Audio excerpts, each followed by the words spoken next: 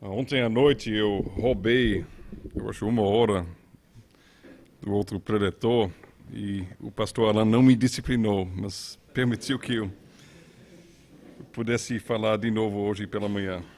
Eu perdi a noção do tempo ontem. Eu vou tentar evitar esse problema hoje. Vamos abrir a palavra de Deus no capítulo 7 da primeira carta de Paulo aos Coríntios. Nós leremos os primeiros 5 versículos. Primeiro aos Coríntios 7, verso 1 até 5, assim diz a santa palavra do Senhor. Quanto ao que me escrevestes, é bom que o homem não toque em mulher, mas por causa da impureza, cada um tenha a sua própria esposa e cada uma o seu próprio marido. O marido conceda à esposa o que lhe é devido e também, semelhantemente, a esposa ao seu marido. A mulher não tem poder sobre o seu próprio corpo, e sim o marido. E também, semelhantemente, o marido não tem poder sobre o seu próprio corpo, e sim a mulher. Não vos priveis um ao outro, salvo talvez por mútuo consentimento, por algum tempo, para vos dedicardes à oração e novamente vos ajuntardes, para que Satanás não vos tente por causa da incontinência. A questão que foi proposta para eu tratar hoje pela manhã é o que significa que o marido não tem poder sobre o seu próprio corpo e sim a mulher. Eu vou hoje pela manhã tentar trazer algumas considerações bíblicas sobre este assunto e para aqueles que me ouviram nas outras palestras eu vou repetir alguns conceitos que eu já falei, porque eu contei com o fato que hoje pela manhã teríamos a presença de algumas irmãs que não ouviram as outras palestras. Então, quando nós abordamos o assunto que está diante de nós, no capítulo 7 da primeira carta de Paulo aos Coríntios, nós tratamos aqui da coisa talvez mais íntima que pode existir entre dois seres humanos, que é o momento de intimidade sexual entre marido e esposa. E o mundo não tem problemas nenhum falando sobre essas coisas de uma forma grosseira, de uma forma feia, de uma forma vergonhosa. E às vezes nós, que somos filhos de Deus, a igreja do Senhor Jesus Cristo, para repudiar isso, nós ficamos falando nada sobre a sexualidade, porque nós não queremos cair nos erros do mundo. Mas a Bíblia não tem vergonha de falar sobre aquilo que é um dom lindo e precioso da parte de Deus para a raça humana. Nós podemos abordar este assunto hoje pela manhã de uma forma bem comum que nós temos na literatura evangélica dos nossos dias, tirando 3 ou 4 ou 5 ou 6 ou 7 ou 10 ou 12 princípios para se ter uma vida sexual mais prazerosa e alegre e santa no casamento cristão.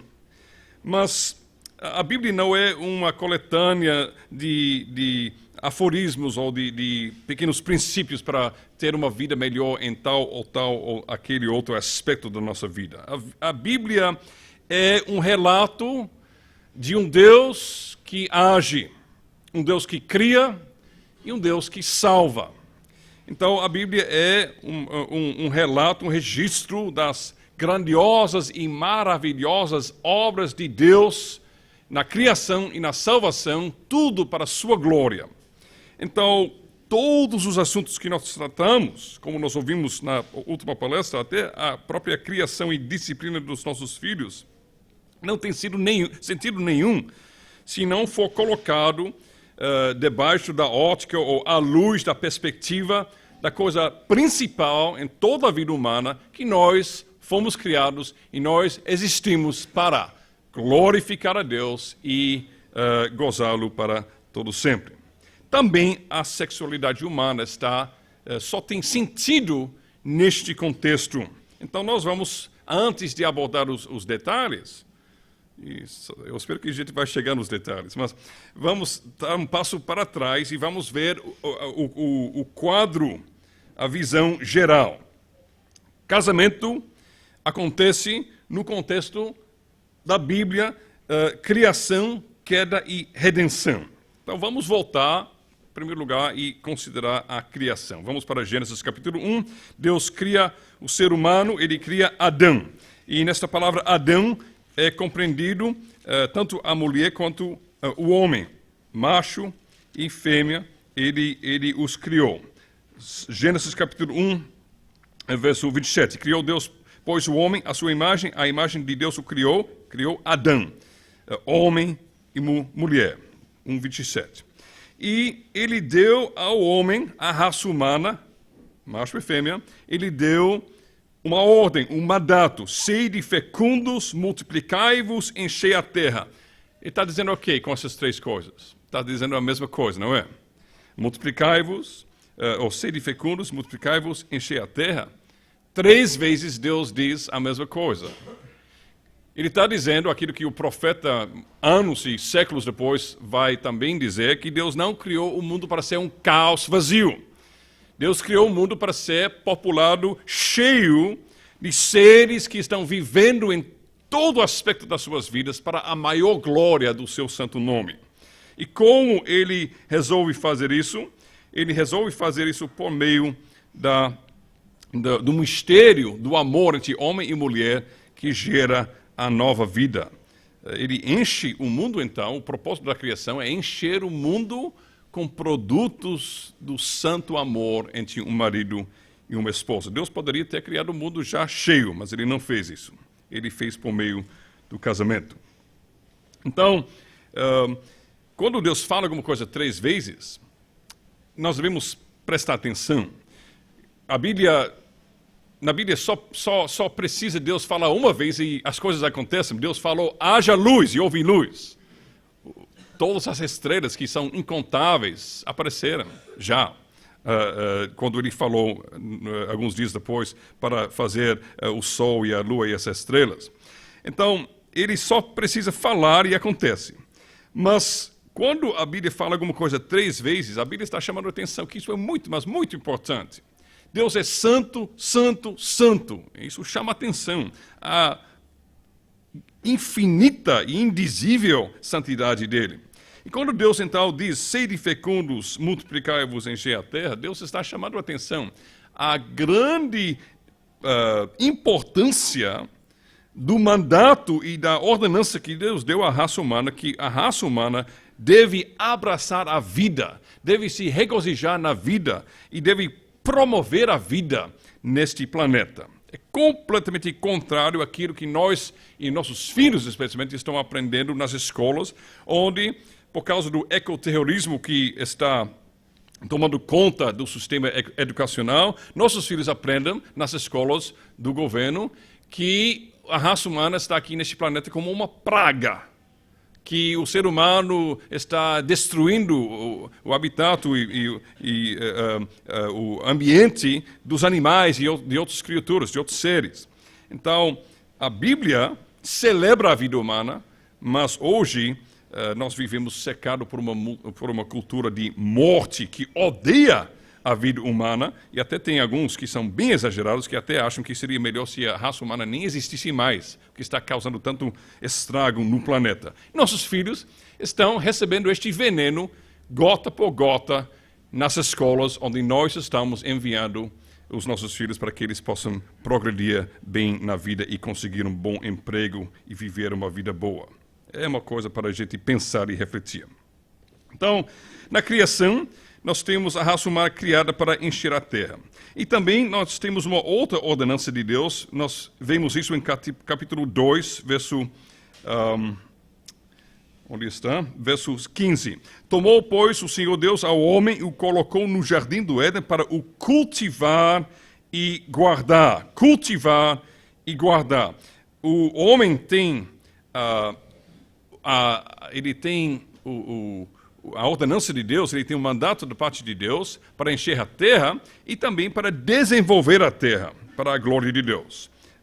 Trabalho não é uma consequência da queda. Trabalho é uma coisa santa que faz parte do nosso ser, da nossa essência, quem nós somos. Nós fomos criados para trabalhar. Por isso, é uma abominação infernal e maldita o desejo que toma conta dos nossos corações, como brasileiros, de desejarmos mais cedo que possível parar de trabalhar. Ou por causa de a multiplicação de férias e feriados, ou por causa de desejar me aposentar mais cedo que possível para viver a vida. Fazendo o quê? Sentado no sofá e morrendo por causa de problemas de saúde, porque você não fica mexendo, você não fica produzindo e desenvolvendo a terra como você foi criado para fazer. Então, nós temos duas coisas que o homem tem que fazer. Lavrar a terra, mas também diz a palavra aqui, guardar o jardim. Era também um aspecto do mandato e do ofício de Adão, não somente desenvolver o jardim, mas também guardar o jardim contra qualquer ataque. Então, era para ele estar lá na frente da linha da batalha, quando a serpente chega e começa a sua conversa, quem era para estar lá conversando e batendo papo com ele e dizendo, cai fora, serpente, porque você não concorda com a palavra de Deus, era para ser Adão. Mas ele estava lá ao lado de Eva, com a boca aberta, babando e esperando o que ela iria dizer. Então, nós temos este mandato da parte de Deus para o ser humano, para a raça humana. Ele não pode, eu já falei isso aos homens, ele não pode fazer isso. Impossível. Porque ele está sozinho, ele não consegue nem encher a terra e ele também não consegue desenvolver a terra, porque o trabalho é grande, o mundo é enorme e um homem sozinho não consegue fazer. Por isso, nós ouvimos aquelas palavras chocantes no capítulo 2, verso 18, não é bom. Antes da queda, nós ouvimos essas palavras, não é bom. Por quê? Porque não tem mulher no mundo. Mulheres, as poucas mulheres que tem aqui, mas tem, né? Mulheres, Deus falou que a criação sem vocês não é completa. É impressionante.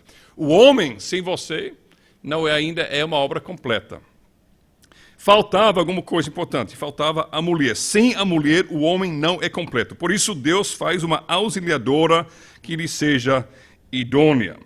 Então, com a ajuda da mulher, agora o ser humano é completo. Macho e fêmea, homem e mulher, juntos, uma só carne, unidos no mistério íntimo da comunhão do casamento, eles podem, como raça humana, cumprir o mandato e ofício que Deus deu a eles, de dominar a terra, desenvolver a terra, lavrar a terra e também encher a terra com mais seres que vivem para a glória de Deus. Então, como é a relação entre a mulher e o homem? Deus fala sobre uma auxiliadora. Será que o Deus, então, ele criou um tipo de escrava para Adão, para ele ficar na rede armada entre duas árvores, dizendo, Eva, faça isso, cava aí, e desenvolve ali, e traga mais fruta para mim, coloca mais uvas na minha boca? Será que é uma escrava que fica servindo? De jeito nenhum. A Bíblia fala sobre uma unidade entre dois seres iguais. Iguais. Pegou? Não são pessoas que uma pessoa é inferior, outra pessoa é superior. Os ofícios deles são diferentes. O ofício do marido é de ser cabeça. O ofício da mulher é ser auxiliadora. Corpo, no sentido. Então, o ofício realmente tem a ideia de submissão um ao outro, cada um no seu devido lugar. Mas como seres, diante de Deus, são co-herdeiros da vida eterna. Em Cristo Jesus, Paulo diz, muitos anos depois, não tem homem ou mulher, mas todos em Cristo são iguais. Então, essas duas pessoas que são têm igual valor como seres humanos, vivem numa comunhão íntima e numa união mais misteriosa que a Bíblia chama de uma só carne. Nós vemos no final do capítulo 2. Então, a ideia é de uma comunhão tão profunda que um não pode viver sem o outro. É como cabeça e corpo, um não pode viver sem o outro. Nós vemos na palavra de Deus uma interdependência entre homem e mulher. Isso se manifesta pelos nomes que a Bíblia dá à mulher. Em primeiro lugar, quando a mulher é formada do lado ou da parte do corpo do homem, ele chama ela, em português, varoa, ou em hebraico Isha. Nossa Bíblia traduz varoa porque tem a palavra varão, varoa, então parece uma palavra com a outra. E no hebraico é a mesma coisa. Homem é Ish e mulher é Isha.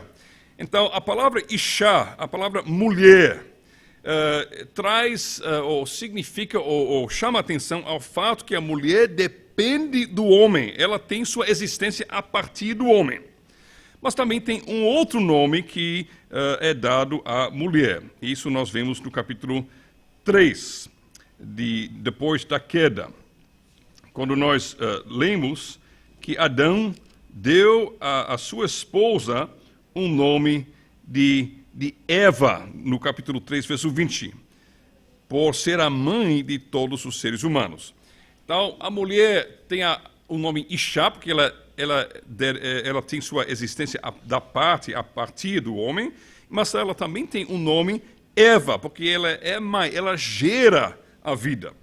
Paulo fala sobre isso quando ele escreve no capítulo 11, na sua carta aos Coríntios. Ele diz, no Senhor, todavia, nem a mulher é independente do homem, nem o homem independente da mulher, porque como provém a mulher do homem, assim também o homem é nascido da mulher, e tudo vem de Deus. Então ele mostra claramente que tem uma interdependência entre homem e mulher. Então, como foi criado o casamento? Foi criado o casamento porque sem ambos, homem e mulher, a raça humana simplesmente não pode cumprir seu mandato, não pode desenvolver a terra e não pode encher a terra com vida para a glória de Deus. Então, era para acontecer da forma como Deus criou, mas o homem caiu. Então nós chegamos da criação, agora passamos para a queda. A queda atinge todos os aspectos do ser do homem, dos relacionamentos humanos, até do relacionamento do homem com os animais e com o meio ambiente, com a terra. E também a queda acontece em termos do ofício e da relação entre homem e mulher. Eu já falei várias vezes que uma razão que Deus, ou a razão pela qual Deus amaldiçoa a terra é por causa da mulher desprezar o ofício do seu marido e o marido não cumprir seu ofício de ser líder. Para as mulheres que não estiveram conosco, Deus fala ao homem, no verso 17 de capítulo 3, visto que atendeste a voz de tua mulher e comeste da árvore que eu te ordenara não comesses, maldita é a terra por tua causa. Ele continua para falar que o trabalho vai ser difícil, para tirar seu sustento e desenvolver a terra vai ser difícil, vai ser suor, vai ser problemas. Então, todas as vezes que tem problemas na vida e nós experimentamos a maldição que está sobre a terra, nós devemos nos lembrar, isso é por causa de um homem que não foi homem, por causa de um marido que não foi marido, por causa de um homem que não assumiu seu ofício. E que isso seja uma advertência para nós sermos fiéis em nosso ofício. Então, quando Deus vem castigar e punir o ser humano, ele também pune e castiga em termos do seu ofício.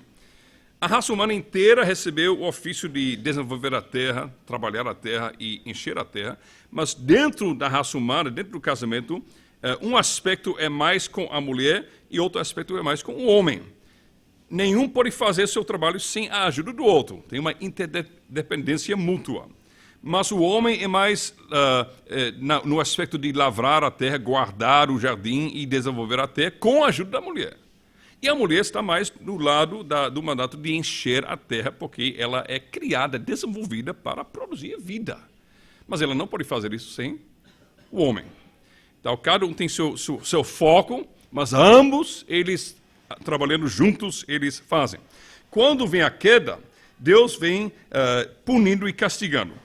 E ele castiga homem e mulher em termos do seu ofício. Qual é o castigo da mulher? Veja 16 de capítulo 3 de Gênesis. E a mulher disse, multiplicarei sobremodo os sofrimentos da tua gravidez, em meio de dores darás à luz filhos. O teu desejo será para o teu marido e ele te governará. Veja que ele não está tirando o ofício dela. Deus ainda continua com seu plano. Deus ainda procura um mundo cheio de adoradores. Deus ainda procura um mundo que não é vazio, um caos vazio. Deus ainda procura multidão que ninguém numera sobre este planeta, louvando a Ele. Isso não muda.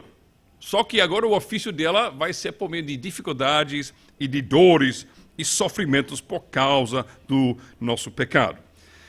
E o homem também recebe o castigo em termos do ofício dele.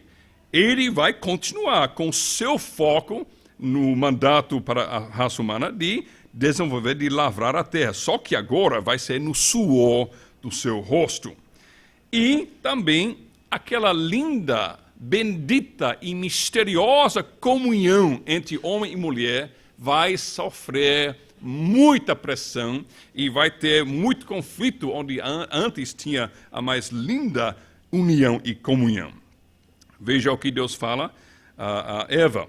O teu desejo será para teu marido e ele te governará. Nós não temos tempo para entrar nos detalhes, mas se nós vamos para capítulo 4, quando Deus fala com Caim, Deus está dizendo, Deus usa em hebraico palavras bem semelhantes. 4, verso 7 de Gênesis, onde ele diz a Caim, se todavia procederes mal, eis que o pecado jaz à porta, o seu desejo será contra ti, mas a ti cumpre dominá-lo. Então, Deus diz a Caim que o pecado está jazendo, está espreitando e quer pegar qualquer oportunidade para dominar ele. Mas ele, por sua vez, tem que se precaver e tem que colocar o pecado no seu lugar e manter o domínio da sua própria vida. Esta linguagem hebraica é quase igual, em termos das palavras, da linguagem que nós temos em 3,16, falando sobre Eva e Adão. O teu desejo será para teu marido e ele te governará. Deus diz, veja bem, uma consequência do pecado é que aquela linda comunhão que vocês tinham, você se lembra quando Adão falou, oh, finalmente, ossos dos meus ossos e carne da minha carne, ele fica encantado quando ele vê a mulher. Mas depois da queda, o que ele diz? Aquela mulher que tu me deste, é tua culpa, Deus. Veja o que o pecado fez, quebrou aquela união. E Deus diz, isso vai continuar. A mulher vai desejar tomar e desprezar o ofício do seu marido, ela vai querer dominar sua cabeça e ele, por sua vez, vai ficar lutando para manter sua posição no casamento. Isso é uma consequência do pecado. Bom, criação, queda, mas agora, logo depois da queda, já em Gênesis capítulo 3, nós vemos o Evangelho, a redenção. Impressionante, que a Bíblia é tão grande, os primeiros 2 capítulos nós temos a criação, no terceiro a queda, e já no terceiro capítulo, já logo temos o Evangelho. E a mãe de todas as promessas, o proto-evangelion, como os teólogos chamam, nós temos em 3, verso 15 de Gênesis, onde Deus anuncia o seu plano de salvação por pura graça, por meio do seu Filho, o Senhor Jesus Cristo. Porém, inimizade entre ti e a mulher, está falando a serpente. Entre tua descendência e seu descendente, este te ferirá a cabeça e tu lhe ferirás o calcanhar. Bom, o que está acontecendo aqui é que Deus está anunciando que vai ter uma antítese na raça humana, a descendência da serpente, a descendência santa da mulher, mundo, igreja, e que nunca vai deixar de existir uma parte da raça humana que está do lado de Deus. Porque neste momento, toda a raça humana, Adão e Eva, estão do lado do diabo. Parece que tudo está perdido. E Deus anuncia graça, ele diz, eu vou fazer um ódio santo entre aqueles que me desprezam e aqueles que me seguem, entre os meus filhos e os seguidores do diabo. E este ódio santo vai separar a igreja do mundo e sempre vai haver uma semente santa neste mundo. E, finalmente, desta semente santa, desta descendência santa, vai nascer o semente, o descendente que vai, apesar de sofrer ferimentos do diabo, ele vai ferir a cabeça da serpente. Eu acho que nós sabemos que nós queremos matar crianças, se nós queremos matar uma cobra, Nós não batemos no rabo, na parte que é o rabo da cobra. Isso não adianta nada. Nós batemos na cabeça, não é? Então, assim, a grande serpente será destruído por causa do descendente da mulher que vai esmagar a sua cabeça. E isso é uma profecia, já que do Senhor Jesus Cristo, que veio destruir o poder de Satanás na cruz.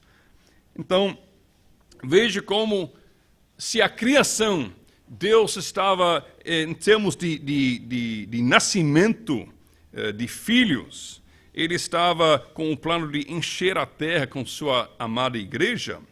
A salvação, a redenção, vem nos mesmos termos, vem por meio das gerações, vem por meio de nascimentos, e finalmente o nascimento, que é mais importante do que todos os nascimentos, o nascimento daquele que é Deus de Deus, verdadeiro Deus de verdadeiro Deus e verdadeiro homem ao mesmo tempo, o Senhor Jesus Cristo.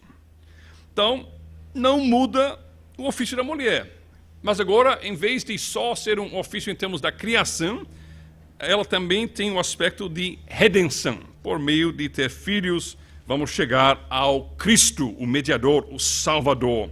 E também vamos continuar com o plano original de encher a terra com seres humanos que viverão para sempre para a glória de Deus. Também para o homem, depois da queda, ele continua com seus deveres. Ele tem que trabalhar, ele tem que lavrar a terra, ele tem que tirar sustento para cuidar da sua esposa, dos seus filhos. Ele tem que guardar a família dos perigos e dos ataques. Nós vimos isso durante toda a Bíblia. Nós não temos tempo para traçar essa ideia de trabalho do homem e o papel da mulher de dar à luz a filhos, mas a Bíblia continua em todas as Escrituras. Nós vemos que este ofício não é tirado nunca do ser humano. Nós vimos, por exemplo, em Deuteronômio 28, onde Deus fala bênçãos e maldições para seu povo em termos pactuais. Muitas dessas maldições estão em termos do ofício do homem e da mulher, de trabalhar a terra e gerar filhos. Nós vemos no Salmo que nós lemos hoje, Salmo 128, onde Deus diz, sabe como é um homem abençoado? É um homem que vive debaixo da bênção da paz que emana de Jerusalém, onde Deus está presente, onde Deus está em meio do seu povo, e debaixo desta paz e desta bênção e desta prosperidade, ele vive abençoado como? Trabalhando e com uma mulher frutífera. Aí, hoje em dia, até na igreja de Cristo, nem todo mundo vê isso como uma benção. Qual é a benção de Deus? É receber coisas que você não trabalhou. É receber coisas que caem do céu, você sem trabalho. Mas o salmo que nós lemos hoje diz, do trabalho de tuas mãos comerás, feliz serás, tudo te irá bem, assim será abençoado o homem que teme ao Senhor. Que bênção, é? Você é uma pessoa abençoada? Se você trabalha duro, no suor do seu rosto, e vive do fruto do teu trabalho, não aos custos dos outros, você é uma pessoa abençoada. Se não, por mais rico que você seja, você é uma pessoa maldita, conforme aquilo que a palavra de Deus diz. E, mulheres, tua esposa no interior da tua casa será como videira frutífera, teus filhos com rebentos da oliveira à roda da tua mesa. Sabe alguma coisa? Uma oliveira só quer produzir. Você corta a oliveira com violência e vai puxar outros rebentos. Porque está na essência da oliveira o desejo de se multiplicar, de produzir, de ser frutífero. Assim a mulher foi criada por Deus para ser fonte de vida.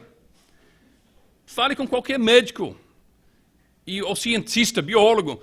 O corpo da mulher foi desenhado perfeitamente, de uma forma linda, para ser fonte de nova vida.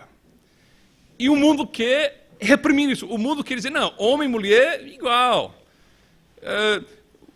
Para ser bombeiro, nós não devemos ter o nível que a mulher não pode atingir, porque temos que tratar todo mundo igual. Mulher é igual ao homem, por isso temos que baixar o teste físico para entrar nos bombeiros, para quando ela não consegue puxar aquela mangueira muito pesada.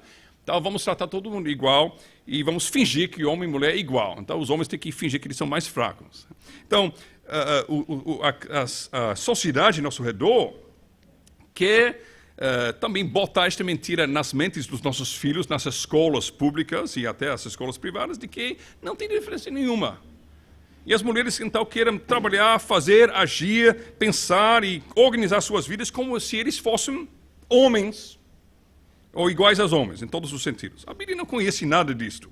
A Bíblia conhece uma mulher que, de uma forma linda, foi projetada por Deus para ser bastante diferente do homem. Para que o homem no seu ofício e a mulher no seu ofício, poderíamos juntos trabalhar e viver para a glória de Deus. E no caso da mulher, a queda, nem a redenção, tirou dela a missão principal que ela tem para ser a fonte de nova vida, para fazer crescer o número de pessoas que estão aqui neste planeta adorando ao Criador. Imagine se Maria, mãe de Jesus, se ela fosse uma moça que foi instruída e educada no sistema de hoje, nossa sociedade. Ela tinha talvez 13, 14, 15 anos, ela era uma moça bem jovem. E eu acredito que hoje alguém, assim, com a sabedoria de hoje da nossa sociedade, eles teriam dito a ela: você é louca, menina. Você tem toda a sua vida em sua frente e você vai ficar grávida? Você vai perder sua independência, você tem que ficar cuidando do bebê, você tem que se realizar, você tem que seguir seu caminho, e não você vai ficar dependente do homem, de José, e você vai ficar sempre assim com todos os trabalhos de cuidar de um bebê. Faça isso não, menina, isso não é bom para você. Imagine. Imagine se Maria fosse uma menina, uma moça incrédula, com o pensamento mundano sobre o que é papel do homem e da mulher. Mas, graças a Deus, Maria foi uma moça crente. Sabe o que ela disse? Aqui está a serva do Senhor, que se cumpre em mim conforme a tua palavra. Graças a Deus, que ela foi uma menina crente, que se alegrou, que ela foi considerada digna de ser a mãe do Senhor Jesus Cristo.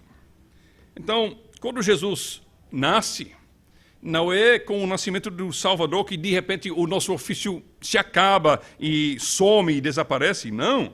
Jesus reafirma o ofício do homem desde a criação.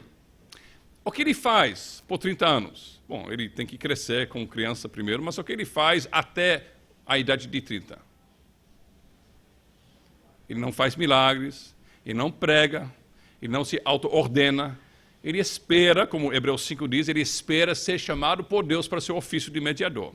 Ele trabalha como carpinteiro, ele trabalha com seu pai. Toda humildade, ele trabalha com suas mãos, assim honrando o trabalho honesto e até o trabalho manual. E qual é o primeiro milagre de Jesus? Acontece onde? No casamento. Primeiro ato de Deus na criação é estabelecer a primeira instituição da sociedade humana, que é um casamento. Por quê? Porque casamento é a ordenança e instituição de Deus para promover seu plano de ter um planeta cheio de vida, que vive para a sua glória. E Jesus santifica de novo o casamento. Como? Desculpe aos nossos amados irmãos batistas aqui. Multiplicando vinho. Vinho que tinha álcool dentro. Podemos discutir isso depois e brigar sobre isso depois. Mas vinho para alegrar o coração. Então, Jesus está falando muito com esse ato. Ele está anunciando que ele veio restaurar a criação. A redenção restaura a criação. Nós temos 500 anos da influência do pensamento católico romano sobre salvação e sobre o céu. E até muitos de nós, evangélicos, protestantes e reformados, imaginamos o céu como um lugar com muitas nuvens brancas, harpas de ouro, onde nós tocamos para todo sempre. E nós achamos assim é o céu. A Bíblia não conhece isso. A Bíblia não conhece que o fim da salvação é bastante diferente daquilo que aconteceu no início. Muito pelo contrário. O que nós vemos em Apocalipse é o cumprimento daquilo que era para Adão fazer lá em Gênesis capítulo 2. Em Gênesis 2 fala sobre ouro, fala sobre pedras preciosas, fala sobre desenvolver a terra. Começa com um jardim. E em Apocalipse nós temos o quê? Uma cidade construída por pedras preciosas e metais preciosos.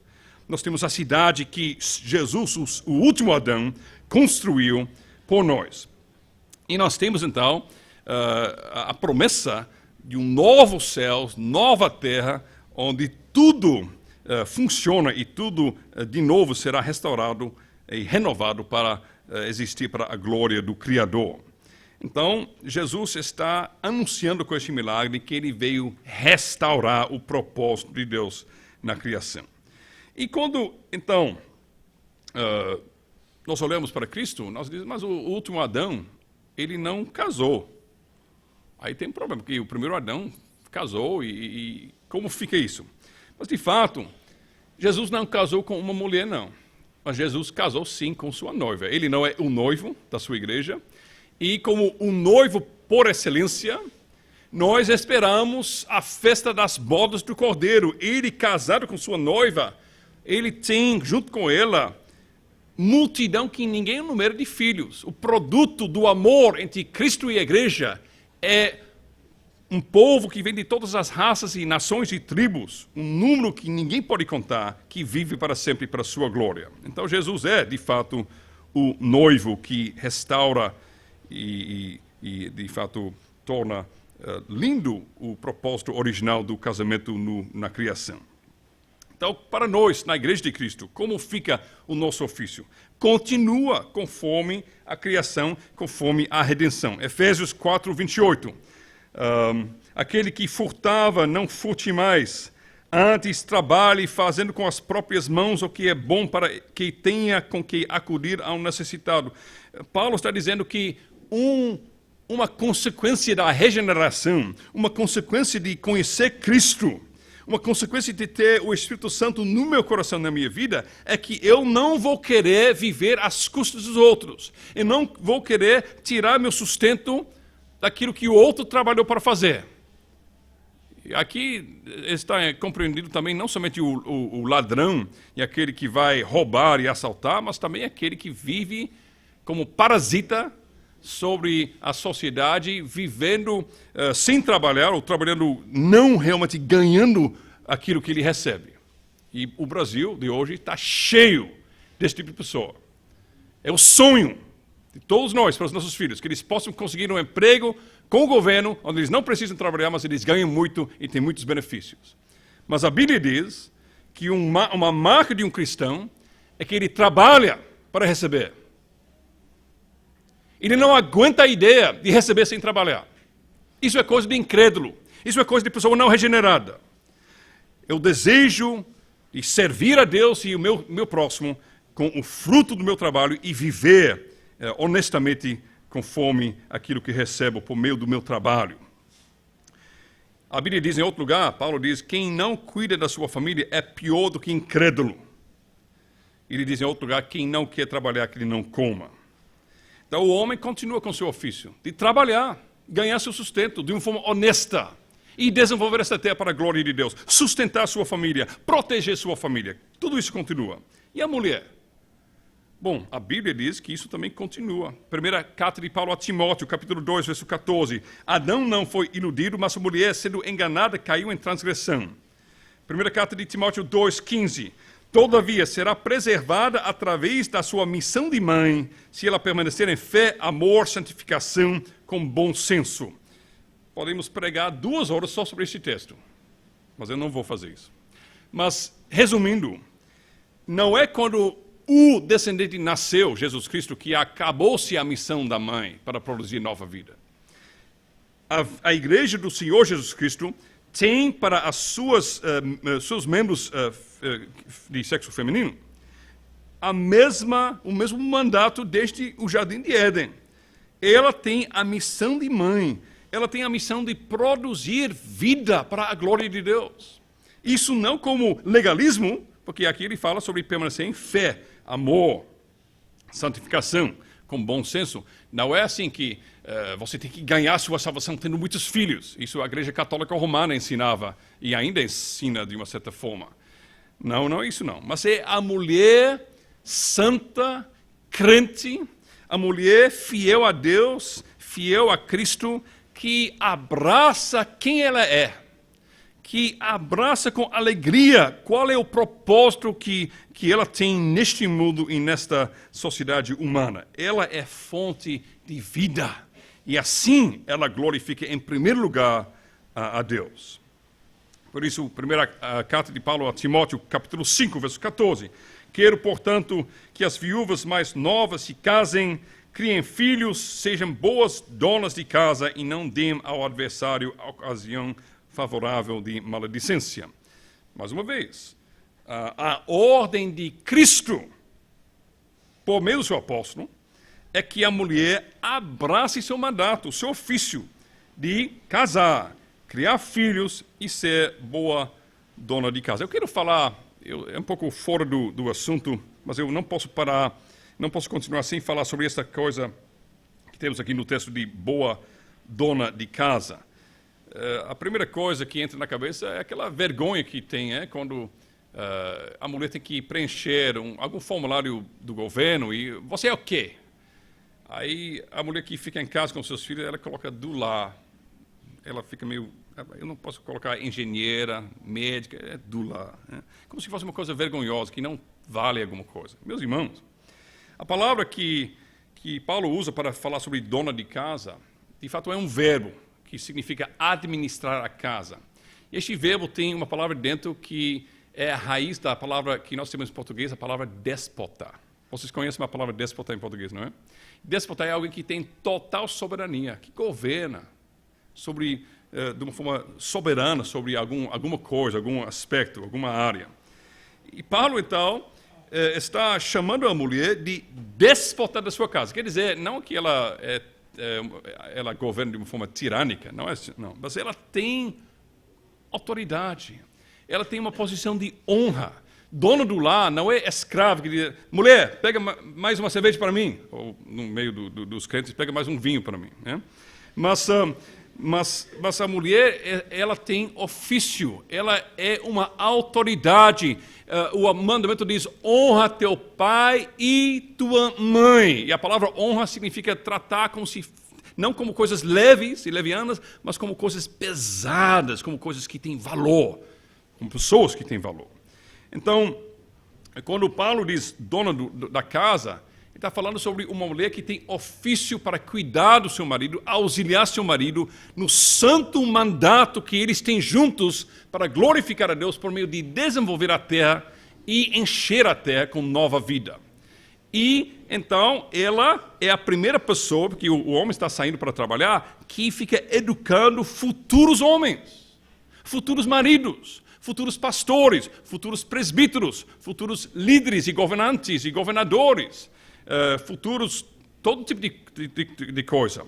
E ela que está influenciando, então, o mundo do futuro por meio de se dedicar ao ensino e educação desses filhos que Deus deu a ela. Agora, nós lemos Salmo 128, que fala sobre trabalho duro e se alegrar na vida, na fertilidade da mulher. Isso está na Bíblia, mas não está em nossos corações.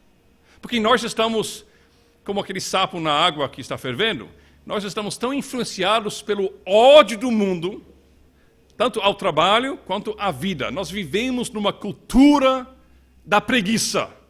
E na igreja nós abraçamos isso também.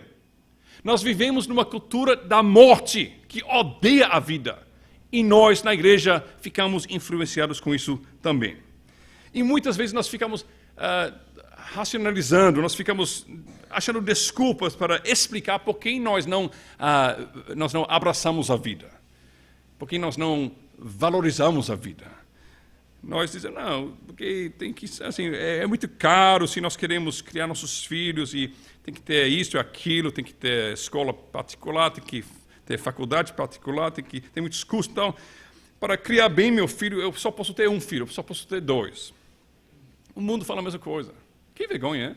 Que a igreja está decidindo e usando os mesmos padrões e normas e critérios que o mundo usa.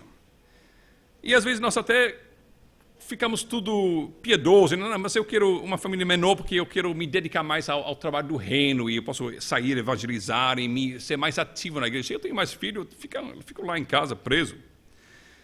Meus irmãos, podemos inventar qualquer desculpa, podemos inventar qualquer tipo de racionalização para nosso pecado, nossa desobediência, mas o fato é o seguinte, que do início até o fim da Bíblia, a Bíblia nos declara e anuncia que nós temos um ofício e um mandato, como homens, como mulheres. Que o primeiro propósito da mulher, a existência dela está aqui nesta terra para auxiliar seu marido no seu trabalho de desenvolver a terra e ajudar ele a cumprir a ordem de Deus de encher esta terra com vida. E é necessário um arrependimento da Igreja de Cristo nestes tempos. É necessário nós ficarmos de joelhos, clamar a Deus e dizer, perdão, Deus, que nós estamos odiando a vida e pensando de uma forma mundana sobre filhos. A Bíblia diz, melhor prato de hortaliças onde tem amor do que boi cevado onde tem ódio. A Bíblia, então, ensina que a pobreza não é um problema. Nós achamos que é um problema. Nós achamos que ter mais filhos e menos dinheiro é problema, mas Deus não acha isso um problema, não. Deus diz que é uma bênção. Porque, sabe alguma coisa? O dinheiro que nós temos e as coisas que nós temos e acumulamos vão ser incendiados no dia do juízo, mas os filhos que nós temos vão viver para sempre para a glória de Deus. Onde está nosso foco? Onde está nossas prioridades? Tem mulheres abandonando suas casas, seus filhos, botando nas mãos debaixo dos cuidados de incrédulos, desde bebê, porque elas precisam se realizar. Elas precisam ter alguma coisa para preencher aquele formulário que não passem vergonha de dizer que são do lar. Ela, mas eu tenho tantas coisas que eu posso contribuir para a sociedade, trabalhar no banco, trabalhar aqui, trabalhar ali, mas sabe alguma coisa? Tudo isso vai queimar um dia. Tudo. Sua conta bancária, seu segundo carro, sua casa na praia, suas viagens, tudo isso vai desaparecer, mas seus filhos vão viver para todo sempre, ou amaldiçoando Deus no inferno, porque você não fez seu trabalho fielmente como pai e mãe, porque você estava tão empolgado com desenvolver sua carreira, ou, Deus queira, ou vivendo para sempre para glorificar e louvar o nome do Senhor. Eu fiz, na viagem aqui, alguns cálculos na minha calculadora. Sabe alguma coisa? Se nós passamos 11 gerações, e cada geração, de propósito, escolhe ter só 2 filhos. Depois de 11 gerações, que é mais ou menos 200 anos ou 250 anos, sabe quantos descendentes eu teria? Rapidamente, tem algum gênio matemático aqui? É mais ou menos 2.000. 2.000. Não estou falando sobre as pessoas que casam e tal, estou falando sobre os descendentes de cada geração. Acumulam-se para ser 2.000 pessoas depois de 11 gerações. Se cada geração cria 2 filhos, e cada um desses filhos casa e cria mais 2 filhos, aí depois de 11 gerações tem um pouco mais de fato tem 2.048, sabe? Eu acho. Sabe se você tem 8 filhos por geração? Depois de 11 gerações, tem mais de 1 bilhão de pessoas. 1 bilhão. Ou 2.000. Mas família de 8 pessoas, não é possível. Ninguém tem dinheiro para isso. Mentira! Do inferno. Muitas pessoas de 50, 60 anos são de famílias de 8 ou 7 filhos, não é verdade? Que eu acho que, em geral, essas famílias daquela época, que tinham 7, 8 filhos, eram famílias normalmente pobres, não é verdade? Pelo menos mais pobres hoje do que, naquela época do que hoje. E esses 8 filhos, aqueles que têm mais idade aqui, essas famílias grandes de antigamente, que viviam mais pobres, família grande, mais pobre, hoje eles têm mais ou eles têm menos? Eles têm mais. Não é por nascer numa família grande que eles continuaram na pobreza, muito pelo contrário, Este pai pobre talvez não tinha muito dinheiro, mas ele tinha 8 filhos para cuidar dele na sua velhice. Muito mais do que muitas pessoas ricas, que tem que pagar caro para ter algum asilo, algum abrigo para os velhos. Meus irmãos, isso é o pano de fundo. Criação, redenção, queda e redenção. E nisso nós aprendemos que nós temos um mandato. Nós temos que abraçar a cultura do trabalho para glorificar a Deus. Nós temos que abraçar a cultura da vida para encher esta terra. E agora nós voltamos para 1 aos Coríntios 7, finalmente. Eu não sei se eu tenho tempo agora, pastor. Eu tenho uns 4 minutos, não é? Não foi? Porque... Então vamos lá, rapidamente. Okay? Quando Paulo fala aqui em 1 Coríntios 7, ele fala tanto antes quanto depois no contexto de ataques à união íntima e preciosa e santa do casamento. Ele fala no final do capítulo 6 sobre o pecado de prostituição, um homem indo ter com prostituta. Ele também fala sobre incontinência no capítulo 7 e até a separação entre esposa e marido. Então, depois da queda, o ofício continua, também o casamento continua, mas tem uma coisa a mais que ataca, que é a prostituição, a infidelidade sexual e emocional.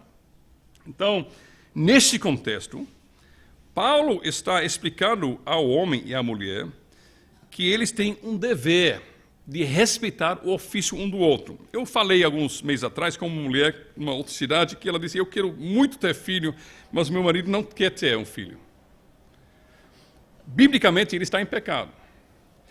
A Bíblia diz que o marido não tem poder sobre o seu próprio corpo, sim a mulher, porque o homem é dado a ela para auxiliar ela no seu ofício de gerar a vida. Se ele recusa isto a ela, ele está impedindo a mulher de cumprir seu ofício. Isso é fonte de nova vida. Mas é não somente isto. Nem é toda vez que tem relações íntimas entre marido e esposa que vai gerar vida. Também tem a questão de comunhão. Deus deu a mulher ao marido para que haja comunhão. O homem não pode ser só. Também a mulher não pode viver só normalmente. Tem a ideia de comunhão e auxílio mútuo. Quando o homem recusa seu corpo à sua mulher, ele está abrindo a possibilidade, tanto para ele quanto para ela, para cair no pecado, porque ela foi criada como ele para necessitar, para precisar desta comunhão. Ela precisa ser quem ela é, ela precisa produzir vida, mas também ela precisa ser amada e amar. E se ele não dá isto, ele está abrindo a porta para ela cair em pecado, o pecado de adultério. E por isso, nós podemos pensar, por exemplo, no capítulo 6 dos Cânticos, do Cântico dos Cânticos, capítulo 6, verso 3.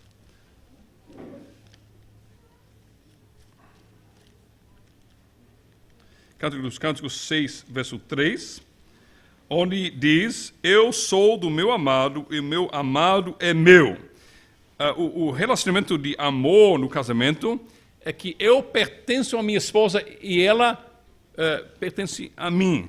É uma relação bastante diferente daquilo que se diz casamento no mundo. No mundo tem 2 indivíduos que têm interesses em comum, que têm interesses econômicos e sociais em comum e acabam vivendo na mesma casa, debaixo do mesmo telhado. Mas são 2 indivíduos. O casamento cristão não são mais 2 indivíduos. É um só corpo, uma só carne. E a cabeça pertence ao corpo, o corpo pertence à cabeça. Nenhum pode viver só pensando nele mesmo. Muito pelo contrário. O casamento bíblico, cada um vive se dando ao outro. Então, vamos um pouco mais no Cântico dos Cânticos, para o capítulo 8, verso 6. 8, verso 6. Porque aqui está falando aquilo que o apóstolo Paulo fala lá em 1 Coríntios 7. 8, 6 dos Cânticos, onde ele diz, onde ela diz: põe-me como selo sobre teu coração, como selo sobre teu braço, porque o amor é forte como a morte, e duro como sepultura o ciúme. As suas brasas São brasas de fogo, são veementes labaredas. As muitas águas não poderiam apagar o amor, nem os rios afogá-lo. Ainda que alguém desse todos os bens de sua casa pelo amor, seria de todo desprezado. Ela diz, coloque um símbolo sobre seu coração e sobre seu braço, sobre suas emoções e afeições e sobre seu poder e sobre seu corpo, dizendo que você é meu. Antigamente, quando um rei queria dizer que alguma coisa era dele, ele colocava um selo, le melech, do rei, ninguém pode tocar. E a mulher está dizendo ao seu marido, bota um selo desse no seu coração e no seu braço, no seu corpo. Você é meu. Ninguém mais pode ver você, pode ter seu coração, pode ter o fruto do seu trabalho, pode também se alegrar na sua força e no seu corpo. Só eu, você pertence a mim. Então, nesse contexto, nós devemos perguntar, homens, como nós estamos vivendo. É muito fácil nós insistir sobre aquilo que nós achamos é nosso direito. A mulher não pode negar o marido, diz aqui também o apóstolo. Mas veja como ele coloca as mesmíssimas palavras para a mulher, para o marido. A mulher não tem poder sobre o seu próprio corpo sem o marido. Semelhantemente, o marido não tem poder sobre o seu próprio corpo sem a mulher. Todos os direitos que nós temos, ela tem igualmente. E nós gostamos muito de pensar sobre aquilo que nos é devido. Mas isso não é cristão. É para nós pensarmos, em primeiro lugar, sobre aquilo que nós devemos a ela. A Bíblia, por exemplo, diz que nós somos cabeças da mulher. Mas isso é apenas uma afirmação, não é um imperativo. Não é uma ordem. Homem, seja cabeça. Estabeleça sua autoridade no lar. Chega na casa e diz, mulher, obedeça a mim. Eu sou cabeça. Isso a Bíblia nunca ensina. Apenas constata o fato que tem cabeça, tem corpo. E cabeça que toma as decisões. E o corpo apoia e trabalha juntos. Isso é uma afirmação. O imperativo é, maridos, amai vossa esposa como seu próprio corpo. Isso é o dever. Isso é o mandamento. Então, como nós estamos tratando o corpo nosso que pertence à nossa esposa. Como marido, meus olhos pertencem a ela. O que eu estou fazendo tarde à noite, quando ela já foi dormir? Eu estou na internet e, de repente, tem aquela tentação de ver uma foto e depois outra foto e depois, de repente, estou caindo em sites vergonhosos e pornográficos. Sabe alguma coisa? A taxa, o número de homens cristãos que estão viciados em pornografia é enorme, ele é elevadíssimo. Isso é pecado contra Deus, mas isso é pecado contra nossa esposa. E se você diz, não, eu ainda não casei, então é pecado contra sua futura esposa, que Deus está guardando para você. Seus olhos são para ela. Seus olhos nunca devem ver nenhuma mulher sem roupas a não ser sua santa e amada esposa no Senhor. Então, o fato que o apóstolo diz que o corpo pertence a ela, significa que mesmo se eu ainda nem conheço minha esposa, eu preciso e devo, por amor da minha alma e da minha salvação, eu preciso e devo guardar meus olhos, fazer aquela aliança que Jó fez com seus olhos, de não olhar uma virgem, de não olhar uma menina, uma moça que não é sua esposa. Para nós que somos casados, e para vocês mulheres que estão aqui, não aceite ir para a cama sozinha. Deixar seu marido, não, estou trabalhando ainda, só alguns mais e-mails. Faça isso não. Quer tratar os e-mails e trabalhar um pouco mais? Se levante mais cedo. Sabe alguma coisa? O perigo e a atratividade do pecado sexual na internet vai embora com o sol se levantando. Sabe alguma coisa? Porque o pecado não gosta da luz. De manhã, bem cedo, você toma um banho, o sol está brilhando, tem menos atratividade. Mas à noite, o diabo está trabalhando forte para enganar e para destruir. E quando você, homem, está lá atolado na sua pornografia na internet, tarde à noite, sua esposa sozinha na cama, ela acaba dormindo sem você, ela não está recebendo o carinho que você deve a ela. É um dever dela.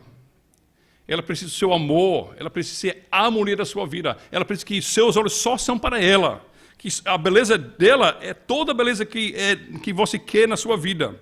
E se ela não recebe isso, no outro dia ela vai para o trabalho. E lá tem aquele homem tão prestativo, tão legal, que sempre pergunta, como está? Você está um pouco triste hoje. Eu penso, você tem novos, como se chama? Brincos. Ele fica comentando e dando o carinho e a atenção que sua esposa, como toda mulher precisa, ela também precisa. E não está recebendo de você. Porque quando você fica atolado na pornografia, às vezes até o homem chega ao ponto que ele nem deseja ter mais relações com sua própria esposa. Porque ele fica com este substituto infernal e vergonhoso que até descaracteriza o desejo natural dele. Então, mulheres, se seu marido não procura mais você, sente com ele, pergunta a ele o que ele está fazendo na internet. Não aceite que ele esteja sozinho na internet horas a fio.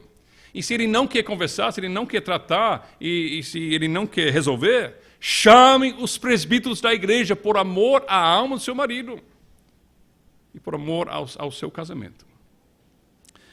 Nós devemos entender que nossos corpos pertencem às nossas esposas, nossa força, nosso amor, nosso carinho. Então, nem na internet, quanto menos na vida real, nós podemos dar qualquer atenção especial a nenhuma outra pessoa do sexo feminino. Mesmo sair e gastar dinheiro com uma outra mulher, mas eu não fiz nada, eu não tive relações. Mesmo assim, você está usando o fruto do seu trabalho, o fruto do seu braço, que é para cuidar e apoiar e suprir as necessidades da sua casa, da sua família, você está gastando com outro. É pecado, é adultério. Não fique se escondendo atrás de desculpas, dizendo, não, eu nunca cheguei a completar o ato com ela, então não é adultério. O diabo é um bom advogado, mas não caia nessas desculpas esfarrapadas, a palavra em português, é? Ok. Meus irmãos, nós pertencemos à nossa esposa como Cristo pertence à igreja. Ele não é um marido infiel. Ele dá tudo o que ele é, tudo o que ele tem. Ele só foca e entrega para o bem da sua amada noiva. E Deus nos chama a sermos homens verdadeiros, homens bíblicos, homens cristãos que estão refletindo este amor e esta fidelidade. Não somente fazendo isso nós mesmos, mas também instruindo os futuros homens neste caminho. Vivemos num mundo onde até pais cristãos encorajam seus filhos, vai namorar, seja um homem. Até ouvi já pessoas que se diziam cristãos, dizem, não, é bom o menino até ter relações com meninas para mostrar que ele é menino mesmo, homem mesmo. É uma coisa que é chocante, que pessoas parecem que nem conhecem a santidade ou a vontade de Deus. A ideia que o mundo tem de conhecer múltiplas e seriadas mulheres e namorar com uma e depois namorar com outra e tocar no corpo de uma, depois trocar para outra e beijar com a língua e depois ficar com outra de novo, tocando um ou outro no seu corpo e depois, finalmente, depois de uma série de prostituições dessas, finalmente dizendo, não, eu achei a mulher da minha vida, vou casar com ela. Mas o que você fez com as outras mulheres aí, as outras moças? Você estava tocando em quem? Você estava abraçando em quem? Você estava quase tirando as roupas de quem? Você estava beijando na boca quem? A mulher de um outro homem. Que ela vai casar com outro um dia. E você estava desrespeitando este outro homem, cometendo adultério com uma esposa de um outro no futuro. Então nós, como homens bíblicos, devemos criar homens do futuro que têm nojo disso. Isso é do mundo. Isso é da vergonha daqueles que vão para o inferno. Mas nós somos um povo chamado à santidade. Nós somos um povo chamado a honrar e ter na mais alta estima a mulher. Nossa futura mulher, nossa mulher atual, também a mulher que nos deu a vida, nossa mãe, no meio do povo de Deus. A mulher não é escravizada, pisada e desprezada, mas ela é tratada com a mais alta estima e honra. E nós devemos exemplificar isso no trato que nós temos em casa com nossa esposa, sendo líderes que, como Cristo é líder, líderes que servem, líderes que se alegram em promover e levantar e elevar nossas esposas, não tirar proveito delas.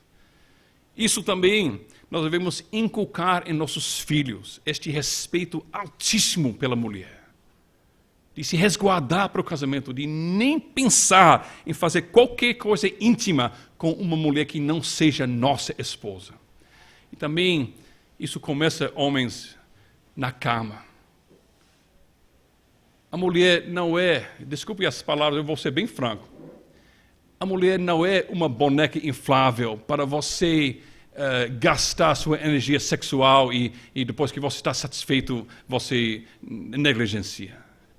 Ela não está ali para atender e preencher suas necessidades, muito pelo contrário. Você está lá para dar a ela aquilo que ela precisa, o amor e carinho e respeito e estima que Cristo tem para com sua igreja.